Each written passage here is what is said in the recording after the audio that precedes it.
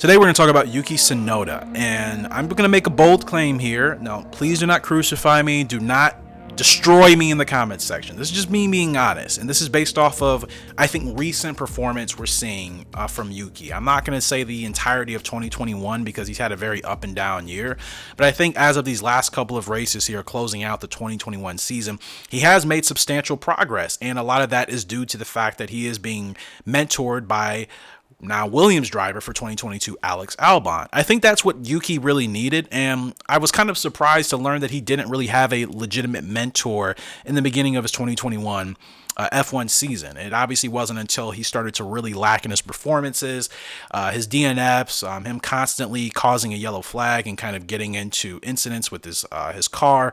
I think all of that obviously led AlphaTauri to realize that they needed to have someone mentor Yuki to kind of help him refine his skills. The kid has proven he's got speed, he's got pace, but he needs consistency, he needs patience. And ultimately, that is what I think Alex Albon is helping him develop. So I think Yuki is still going to finish out this year much better than, I would say, the middle stages of the 2021 season. And going into the 2022 season for next year, I see Yuki being more in the points than people probably expect. Again, I think he really just missed that mentorship that he needed and someone to actually walk him through the different aspects of Formula One. Obviously, he raced in F2 and he did well there, but it's still a big gap between F2 and Formula One. We're even seeing that with Mick Schumacher. As great as he was in F2, he's still taking essentially a full season to get up to pace with the F1 car and the details that all of that involves. And I also believe he will be much better off next year. So since this is Yuki's rookie year, I think 2022 is going to be much better for him. I do see him finishing in the points on a more regular basis. I mean, we've seen what Pierre has been able to do in that AlphaTauri. Clearly, on a very good day on certain tracks, the AlphaTauri is a very fast car that you do not want to underestimate on track. All Yuki needs is the consistency and the pace, which I think he is slowly developing with his new, mentor training partnership with Alex Albon. However, they have that. I'm sure they're obviously friends off the track, so that is obviously playing out for Yuki. And it's great to know that Alex Albon is kind of in that role where he is helping coach a younger driver.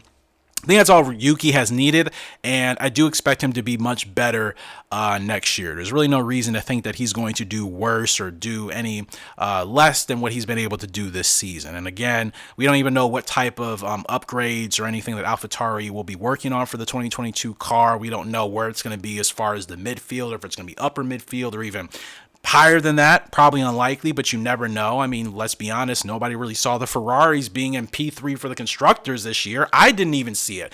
I thought Carlos and Charlie would work well in the Ferraris, but nobody expected either one of those guys with Ferrari as a whole to function the way they've been functioning this season, to be in third in the constructors and beating out McLaren.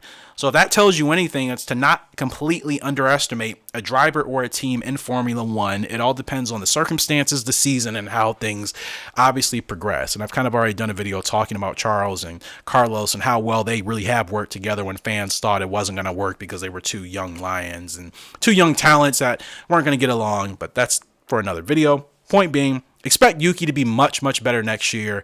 And again, I do see him finishing in the points on a more regular basis, and that'll really help AlphaTauri even going into the 2023 season, because Pierre has single-handedly been carrying this team for 2022. Imagine if Yuki, for half of his races, were able to finish in the points and help AlphaTauri. They would move even further up the constructors, more money at the end of the season, which means more time, more resources to develop and create a better 2022 car and onwards. So I do expect better things from Yuki next year. I'm excited. I do like Yuki. I think he is going to mature a lot between the end of this year and next year. I still think it may take him a little bit for certain of the traits that people have kind of called him out for. But for the most part, I think he's a good kid. He clearly loves Formula One. I still think it's obviously a big adjustment for him. The language barrier sometimes kind of still seems to be an issue. But nonetheless, I think he really wants to be in F1. And all we really want to see is consistency and really strong pace from a driver. I think if anybody's able to do that on the grid, they deserve their seat and they deserve their spot to stay in Formula One. They don't necessarily have to be the fan favorite, but if they're doing what they need to do on track and they're racing fairly, what else could you really ask for? That's just my thoughts on the matter. You guys feel free to let me know yours in the comment section below. If you're new, make sure to subscribe here for weekly Formula One discussion content. I appreciate the comments and all the support and any engagement you guys have shown on my videos here. Unfortunately, this is all the time I have for you guys today, but I will see you all later. Goodbye.